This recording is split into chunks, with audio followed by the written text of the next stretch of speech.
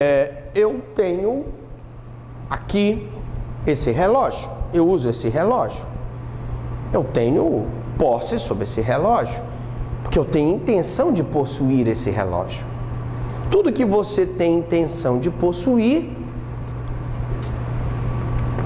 para Savigny, existe uma relação intencional, você então é posseiro, que é essa relação que existe entre a coisa e a posse que você tem sobre a coisa. Você só tem a posse sobre aquela coisa porque você quer aquela coisa.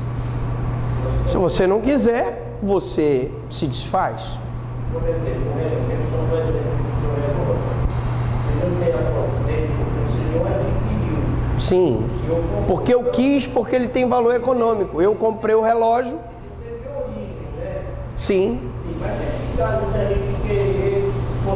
Mas tem coisas que tu pegas e tu não necessariamente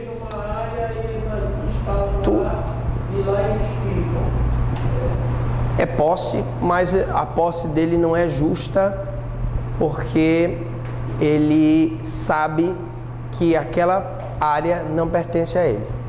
Então é a posse clandestina, tá? É uma posse precária. É uma posse, a posse precária, como o próprio nome diz, é aquela posse temporária. Ele vai para aquele local, ele fica naquele local, de modo que ele sabe que ele não vai permanecer para sempre. A qualquer momento ele pode sair. Nós vamos ver tudo isso nesse curso, tá? Vamos cada passo, dando passo, cada aula um passo. Vamos passando. Então, os seus elementos são... Quais são os elementos da posse? Eu tenho corpus, que é a exterioridade da propriedade. Então, se eu tenho uma coisa corpórea, eu tenho corpus, né? O único elemento visível e suscetível de comprovação. Por exemplo, esse relógio, ele tem... A parte material dele é o corpus dele. Porque o ânimos, que é o outro elemento, não é possível de materialização. O ânimos está na tua cabeça. Tu tem um desejo de ter esse bem. Tu tem o desejo de ter um óculos. Tu tem um desejo de ter uma aliança. Tu tem um desejo de ter um sapato. Sempre haverá o corpus e o teu desejo, que é o ânimo sobre a coisa, incluindo no corpus, indica a ação do proprietário sobre a posse, representa o elemento intelectual, a vontade. Então, o ânimos é o elemento intelectual, o corpus é o elemento material. Passa lá. O possuidor, para tanto, tem pleno exercício de fato sobre a coisa. É o que diz o artigo 1196 do Código Civil. A posse é uma mera situação de fato e é protegida pelo legislador, não só porque apresenta ser uma situação de direito, como para evitar que haja prevalência da violência. Quando o legislador te dá o direito, mesmo como posseiro, de você, posseira, ingressar com uma reintegração de posse contra outro posseiro, ela está o quê? Tentando evitar a violência, o conflito social. Porque se eu permitisse que todo mundo invadisse as terras e não houvesse um conjunto de leis que regulamentasse essa situação, nós teríamos o caos social. Então, mesmo a pessoa sendo posseiro, repito, as ações possessórias, elas são possessórias, estão relacionadas com a posse. A integração de posse, manutenção de posse, interdito proibitório, é um direito que tem o posseiro, que tem uma situação de fato, que gera uma situação de direito, justamente para que o Estado possa evitar a violência. É isso que ele quer dizer. Passando. Ela difere da propriedade, que é uma relação de direito assentada na vontade objetiva da lei. Quando eu digo que a propriedade é uma relação de direito, nós acabamos de explicar, se você adquiriu um imóvel e você fez a escritura pública, e essa escritura pública, depois que você pagou o imposto, o intervivos, né, e as demais taxas necessárias, e essa escritura pública foi registrada, averbada no cartório de registro de imóveis, você passou a ter um direito previsto em lei. A posse consiste apenas na vontade do possuidor. Eu estou com vontade de possuir aquela coisa. Se aquele terreno não tiver dono, se eu preencher os requisitos do usucapião, prolabore, fiquei 5 anos lá, produzi, exerci tornei a propriedade útil, exerci a função social da propriedade, produzi, trabalhei, eu então tenho aqui a vontade que poderá se transformar no direito. É um fato que poderá, criando uma mera relação de fato, que o possuidor será mantido até que seja convertido por quem de melhor direito. Ou seja, aquela relação de fato dele como posseiro pode vir a se transformar numa relação de direito, se ele preencher determinados requisitos legais. Passando. Natureza jurídica. A natureza jurídica da posse é controvertida. Para uns, direito, para outros, um fato. Então, para Savigny, é um fato. Porém, considerada nos seus efeitos, é um direito. Então, ela é um fato, mas como efeito, o efeito dela vai gerar um direito. Por exemplo, o usucapião, acabei de explicar. Na hora em que aquele possuidor vai para um terreno rural e lá permanece durante 5 anos, ininterruptamente, com boa fé, trabalhando, produzindo, gerando riqueza, fazendo sua morada, ele tem um fato a princípio que o efeito daquela posse contínua vai gerar o direito de propriedade através do usucapião. Interditos possessórios, a reintegração, a manutenção, o interdito proibitório.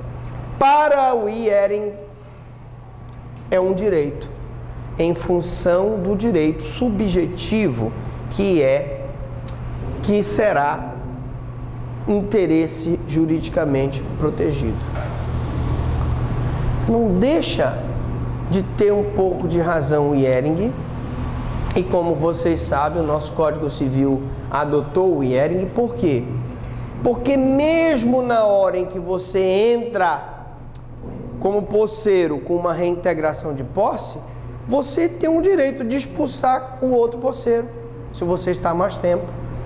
Ou seja, vai prevalecer o interesse de quem juridicamente tem aquele interesse protegido. Quem está mais tempo no terreno. Passa lá. Nesse sentido, localiza-se na parte especial do Código Civil, o capítulo dedicado ao direito das coisas, anterior ao estudo da propriedade, para compreender que esta tem como pressuposto a posse. Então, primeiro, aqui no nosso curso de direito reais, direito das coisas, nós estudamos a posse. Primeiro a gente estuda a posse, depois a gente vai estudar a propriedade, tá bom? Para lembrar sempre que o estudo da propriedade tem como pressuposto o estudo da posse, porque a posse é o pressuposto da própria propriedade. Passando, a gente sempre coloca, não tem como deixar de colocar, a evolução histórica, né? Então a posse, gente, como instituto, tem origem romana. Não é grega, não é egípcia, é romana. E evoluiu sob 3 formas. O que eles chamavam de possessio naturalis, que é a mera detenção. Então, por exemplo, o que vocês acham que é isso aqui que eu estou fazendo aqui? Uma possessio naturalis. Eu tenho a mera detenção desse apagador, ele é meu? Não. Sou o proprietário desse apagador? Não, mas eu tenho a mera detenção dele. Se eu precisar, eu apago o quadro. Possessio interdicta, que concedia o direito aos interditos para a proteção possessória. Então, aqui na possessio interdicta, eu já tinha a incipiente defesa através da ação de manutenção de posse, reintegração de posse e interdito proibitório. E nós tínhamos também a possessio civilis, que é a posse efetiva com direito aos frutos e a usucapião. Veja que aqui usucapião está como feminino, que eu falei para vocês, que a palavra usucapião é feminino.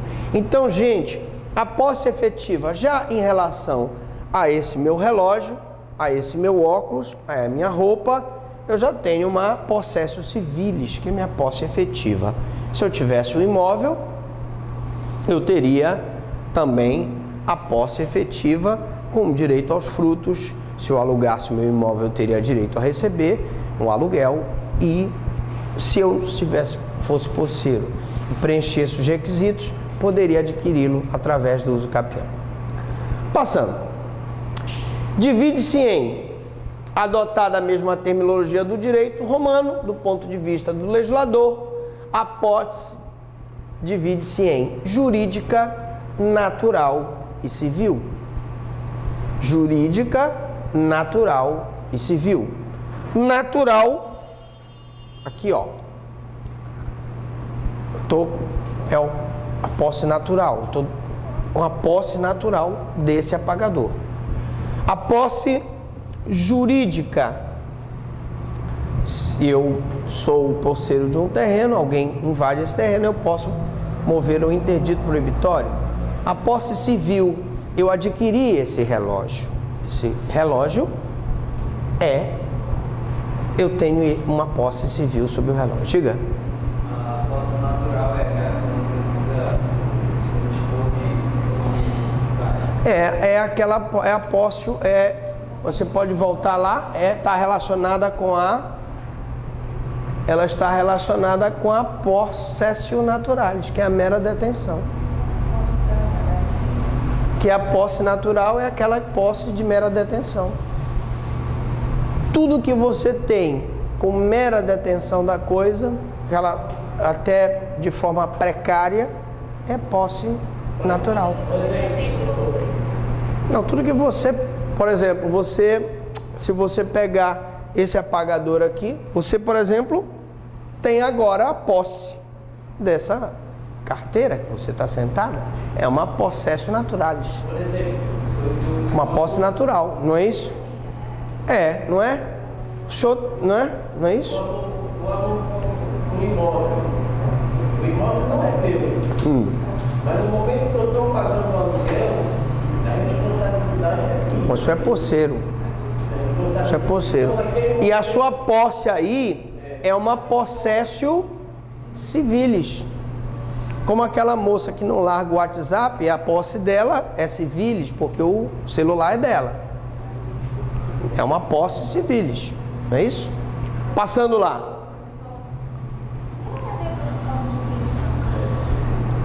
Toda vez que você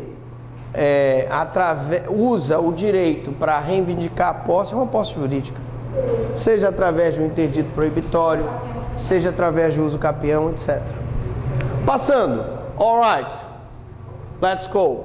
Então, jurídica é aquela concedida ao possuidor como direito ao uso dos interditos, meio de defesa e uso capião. Olha.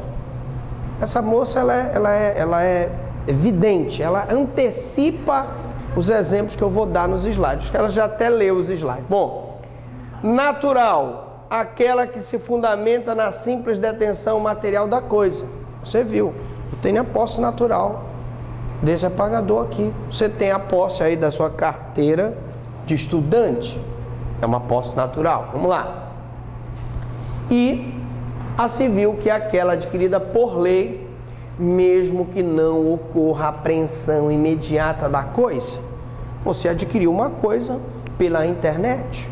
Não é porque aquela coisa vai demorar 30 dias que você não é o proprietário, ou possuidor, desculpe, né? Que divide-se em posse sem apreensão e sem intenção a saber. Tá, você quer perguntar? Diga lá. Você ia perguntar? Não, tá bom. Passa. Sem a apreensão, ocorre na sucessão no exato instante da morte, independentemente da apreensão. Quando vocês estudarem o direito civil das sucessões, vocês vão aprender que a posse transmite-se desde logo aos herdeiros legítimos e testamentários. A posse transmite-se desde logo aos herdeiros legítimos e testamentários. Então, quando o teu pai e a tua mãe falecem, aquela posse que eles tinham sobre aqueles bens automaticamente transmite-se imediatamente, sem que você precise apreender aquela coisa. Seria um exemplo de posse civil. Posse civil. Pode. Por exemplo, essa apreensão, no caso, dos herdeiros, como a gente não tem a propriedade, só tem a posse, seria preciso fazer tal inventário? Sim, aí lógico que quando falece o pai, né? A mãe que é meieira vai receber 50%, os outros 50%, se forem 5 filhos, vai ser 10% para cada um. E aí cada um vai ter a posse de acordo com o limite do que lhe cabia na herança, tá? Posse sem intenção decorre do contrato, né? Em face da garantia recebida para a satisfação da dívida. O credor pignoratício, a enfiteuse, nós vamos ver tudinho mais adiante, tá? Passando. Para Hering, o possuidor é um proprietário de fato, pois age como se assim fosse por essa razão. Ele é um proprietário de fato, não é um proprietário de direito, tá? O legislador, protegendo o possuidor, no mais das vezes está protegendo o proprietário. Porque na hora em que tu falaste ainda há pouco, eu alugo um imóvel, estou morando lá no meu imóvel. Esse imóvel invadido, eu tenho o direito de reintegração de posse em relação aos invasores. Mas eu não sou o proprietário, eu sou o locatário, o posseiro ali. Estou na condição de posse. Mas na hora em que eu protejo a tua posse, possuidor direto, eu estou indiretamente protegendo a posse do proprietário, locador, possuidor indireto. Portanto, a proteção da posse indiretamente protege a propriedade, né? A maioria dos autores entende que a posse é mero estado de fato, passando. Isso porque a sujeição da coisa à pessoa é direta e imediata. Então, posse eu tenho que ter ou diretamente ou indiretamente. Orlando Gomes, página 28. Duas são as teorias entre nós que procuram fixar a posse, sobre meticulosa análise de seus elementos. De um lado, a teoria subjetivista, Savigny, que fala sobre a intenção de você ter a coisa, e a outra, a teoria objetiva de Hering, que é simplesmente o fato de tu teres a coisa. Por quê? Você sentou nessa cadeira aí para escrever e em algum momento, sinceramente, você pensou em ter essa coisa? Vou ter essa cadeira aqui? Eu peguei esse apagador aqui para apagar o quadro. Em algum momento eu pensei em ter esse apagador para mim? Não. Então, nesse ponto, existe a razão ao Hering, porque se você imaginar em certas situações, você tem a posse sem ter a intenção de ter a coisa. Então, não necessariamente eu preciso ter o elemento subjetivo. Muitas das vezes eu tenho a coisa na minha mão e não tenho nem intenção de... Exatamente, precária, né? Passando. Isso é importante porque sempre cai em provas, né? A diferença entre a teoria subjetiva do Savigny e a teoria objetiva do Ehringer, né? Forma de submissão da coisa. A submissão das coisas ao poder dos homens é um estado de fato e são 3 as formas como se apresenta. A primeira forma, o estado de fato corresponde ao direito de propriedade. Chama-se posse. Isso aqui é um estado de fato. Eu estou com a posse aqui. Não sou o proprietário. Então, chama-se posse. Forma de submissão. Estado de fato correspondente ao direito de propriedade. Passa.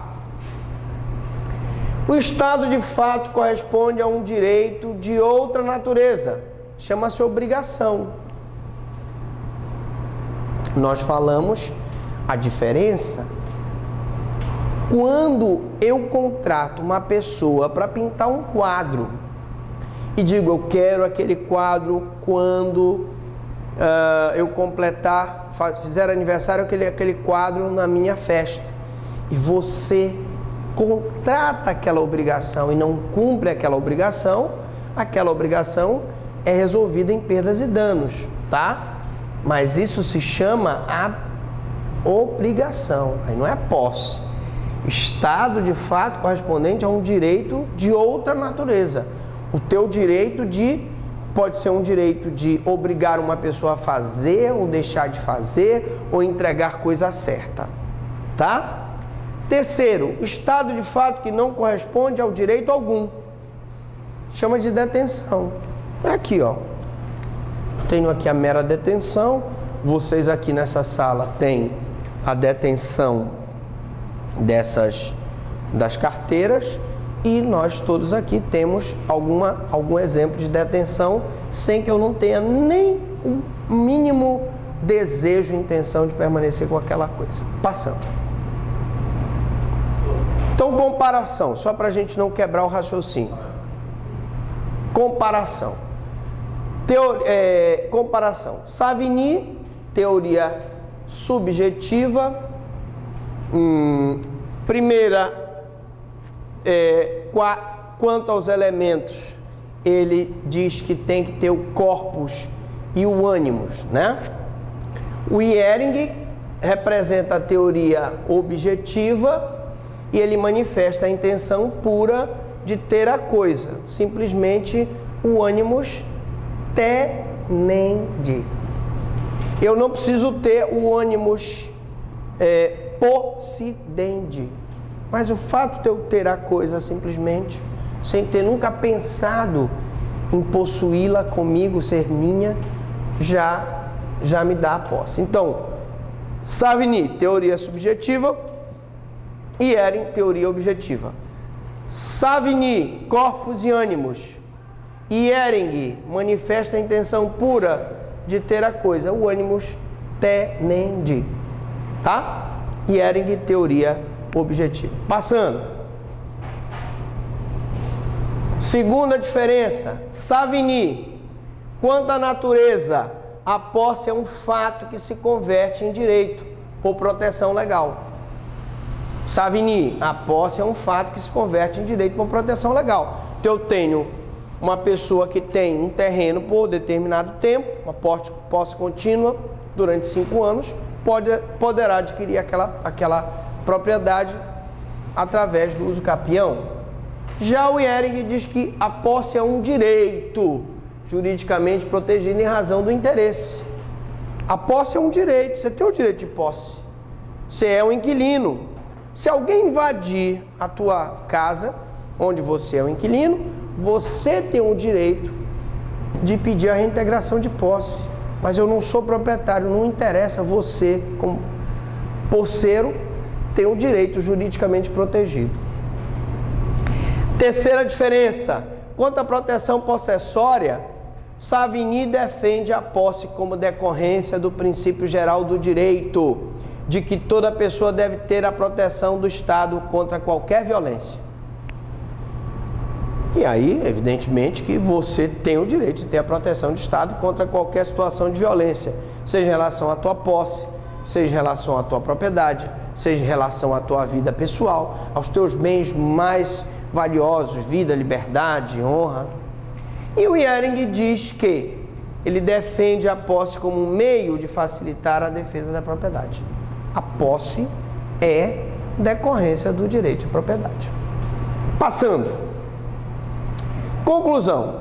Uma simples diversidade de interpretação entre os romanistas, mais aparente do que real. Na verdade, a teoria do Iering é complementada pela do Savigny e vice-versa. Passando. Na próxima aula, nós vamos ver Direitos Reais, parte 3. Pergunto, alguma dúvida, alguma pergunta?